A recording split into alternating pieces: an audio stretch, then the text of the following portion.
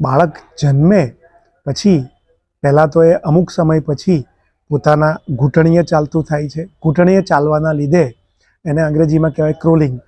આપણા પગ અને ઢીંચણ મજબૂત થાય છે. પછી એ મજબૂત પગ ઉપર ઊભું રહીને બાળક ચાલતું થાય છે.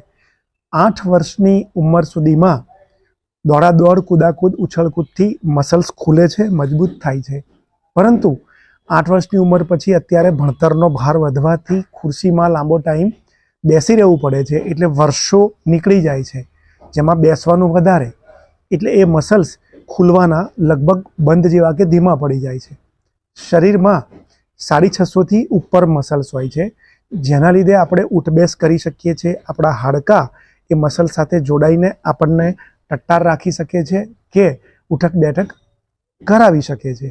હવે જે મસલ્સ ખુલવાના 8-9 વર્ષે બંધ થઈ ગયા કે ધીમા પડી ગયા, એનો અવસર જીવનમાં કોઈને 25 વર્ષની ઉંમરે મળે, કોઈને 50 વર્ષે મળે, કોઈને 60, 70, 80. ખ્વાજા સિંહને 89 વર્ષે વિચાર આવ્યો કે મારે દોડવું જોઈએ, અને એમણે શરૂ કર્યું દોડવાનું.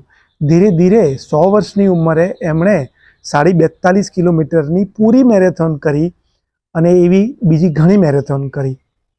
તો ખ્વાજા સિંહ જેવા અનેક લોકો છે કે જે મોટી ઉંમરે દોડે છે, કૂદકા મારે છે, આરામથી નીચે બેસી શકે છે. આનું રહસ્ય શું? આપણા શરીરના જે મસલ્સ છે, આપણે જેને લિગામેન્ટ કહીએ, ટેન્ડન કહીએ, આ બધા મસલ્સના જુદા જુદા નામ છે. હૃદયના મસલ્સ છે, કાર્ડિયાક મસલ્સ છે, અને આપણા પેટની દિવાલની અંદર લોહીની નળીઓમાં સોફ્ટ મસલ્સ છે. આ બધા મસલ્સ પોતપોતાની રીતે પોતાનું કામ કરે છે, પરંતુ આપણે આ મસલ્સને ખોલવા કરવું શું? 8 વર્ષે લોક થઈ ગયા કે આપણે લોક કરી દીધા, અને 60 વર્ષે કે 40 વર્ષે વિચાર આવ્યો, ધારો કે ચાલવાનું કોઈને શરૂ કરવું છે, તો 5 મિનિટ ચાલો.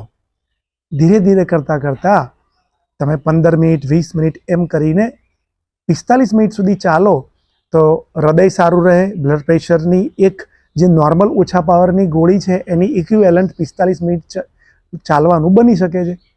કાર્ડિયાક મસલ્સ પણ સ્ટ્રોંગ થઈ ગયા. અને તમે 5 મિનિટ જેવા ચાલો એટલે એક બેઠક કરવાની. દંડ બેઠકમાંની જે બેઠક છે એને સ્ક્વોટ કહેવાય.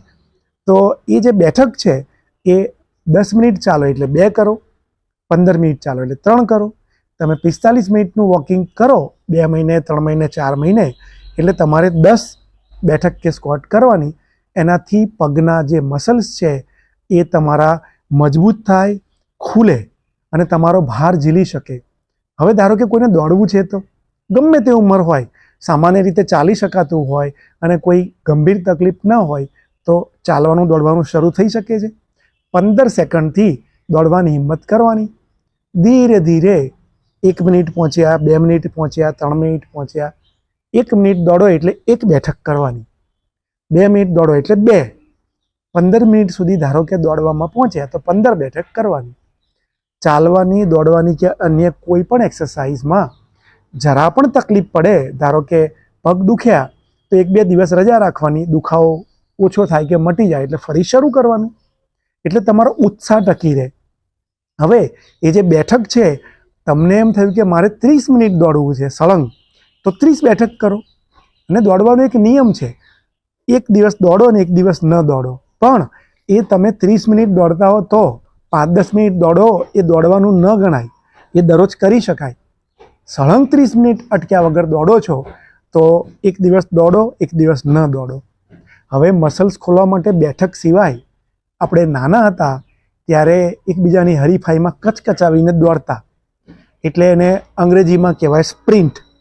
આપણી પૂરી તાકાત લગાડીને 30 મીટરથી લઈને 200 મીટર સુધી આપણે દોડી શકીએ. એકવાર તમે કચકચાવીને, અથવા તો તમારી તાકાત છે એની નજીક 30 મીટર જેવું દોડો. આ બધું શરૂ થાય પછી ધીરે ધીરે 200 મીટર સુધી પહોંચી શકો છો. એના પછી હાંફી જ જવાના છો ગમે તે ઉંમરે. એ હાંફ સરખો થાય એટલે વળી પાછું નોર્મલ જે રૂટીન છે આગળ ચલાવો. અઠવાડિયામાં 2 થી 3 વાર તમે આ સ્પ્રિન્ટ મારો એટલે આ બધા જે મસલ્સ છે એ તમારા ખુલે. આપણા જન્મથી લઈ અને વ્યક્તિ 100 વર્ષની થાય ત્યાં સુધી એના શરીરનો કોઈ પણ મસલ્સ ખુલી અને મજબૂત થઈ શકે છે એના માટે કોઈ મેડિકલની બુક કોઈને રોકી નથી શકતી, કારણ કે શરીરની બુક પરમાત્માએ બનાવી છે. હા, આપણે લોકોના મોઢે સાંભળીએ છીએ કે મારું પેટ બગડી ગયું, મારી કમર હવે નકામી થઈ ગઈ, મારા પગ નકામા થઈ ગયા. નકામું એનું મન છે, આળસુ એનું મન છે. જેને કંઈ નથી કરવું એટલે તમે કંઈ ના કરો તોય પગ દુખે ને. કંઈ નથી કરવું એ તકલીફ છે. એ આળસુ મન જો તમે હિંમત કરી અને આ ગાડી દોડાવશો તો ધીરે ધીરે એ જ મન એટલે કે જીન આપણને આ બધામાં મદદ કરશે. બાળક નાનું હોય અને ઘૂંટણીએ ચાલે છે અને આપણે જોઈએ છે ધીરે ધીરે કરતાં કરતાં આપણે ઢીંચણ કહીએ મજબૂત થાય છે, પગ મજબૂત થાય છે, એના મસલ્સ સ્ટ્રોંગ થાય છે, કારણ કે જે 650થી વધારે મસલ્સ છે એ હાડકાને જોડે છે, બાકી હાડકા તો તરતા છે. તો એ જ જે આપણો જે ઘૂંટણીએ ચાલવાની ક્રોલિંગની કસરત છે એના વિશેનું એક પોતાનો અનુભવ અમેરિકાના વર્ષો પહેલાં આર્ટિકલ વાંચેલો, કોઈ એલોપેથી ડૉક્ટર હશે એમનો અનુભવ. એ પોતાના ક્લિનિકમાં જાય, દરવાજો અંદરથી બંધ કરે અને એમની કાર્પેટ ઉપર 10-15 મિનિટ નાના છોકરાની જેમ ઘૂંટણીએ ચાલે અને પછી દરવાજો ખોલી નાખે અને પેશન્ટ તપાસવાનું શરૂ કરે. એમણે લખેલું કે મારા ખાસા વર્ષોની ઉંમર સુધી આ ઘૂંટણીએ ચાલવાની કસરતથી મારા પગ ખૂબ મજબૂત અને સારા રહ્યા. આપણને નાની ઉંમરે પરમાત્મા અંદરથી સુજાડે છે એટલે આપણે ઘૂંટણીએ ચાલીએ છીએ. મોટી ઉંમરે એલોપેથીના જ અંગ્રેજી દવાના ડૉક્ટર આપણને કહે છે કે તમે ફરીથી ઘૂંટણીએ ચાલો તો તમારા પગ મજબૂત થશે. એલોપેથીને શોધનાર હિપોક્રેટ્સ એમણે કહેલું કે તમારો આહાર એ તમારી દવા છે. તમે આહાર પર ધ્યાન આપો, વ્યાયામ પર ધ્યાન આપો, છેલ્લે વારો આવશે દવાનો. આ એમના શબ્દ હતા. બીજી જે થેરાપી છે આયુર્વેદ, હોમિયોપેથ કે બીજી અન્ય થેરાપી, એ શોધનાર બધા જ ઋષિમુનિ જ છે.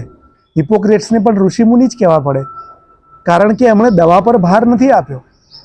એમણે આપણને વિજ્ઞાનની માહિતીથી કે જંતુઓના ભય પેદા કરીને ડરાવ્યા નથી. એમણે તો આપણને આપણા શરીરમાં રહેલી સારી વસ્તુઓ બતાવીને હિંમત આપી છે. તો આ જે ઋષિમુનિઓ છે એમને યાદ કરી અને શરીરની તાકાત પર આપણે જો ફોકસ કરીશું તો મસલ્સ કોઈ પણ ઉંમરે ખુલશે, જેમ ફોજાસિંહના ખુલ્યા છે એમ જ. અને આપણા દેશમાં પણ જે ઉંમરવાળા લોકોની ઓલિમ્પિક થઈ એમાં ગોળા ફેંકની અંદર ભગવાની દેવીએ ગોળો નાખેલો, એમની ઉંમર 100ની નજીક હતી અને જે 100-200 મીટરની ઝડપી દોડ એટલે કે સ્પ્રિન્ટ હોય એમાં રામબાઈ એમાં મેડલ લઈ આવેલા. એટલે આ અપવાદ નથી ફોજાસિંહ. દુનિયાના અનેક લોકો એવા છે કે જે આપણી આસપાસ પણ છે. આપણે એમાંના એક બનવું છે, મસલ્સ ખોલવા છે, તો શરૂ કરી દો આ જ વસ્તુ. સ્વસ્થ રહો, મસ્ત રહો.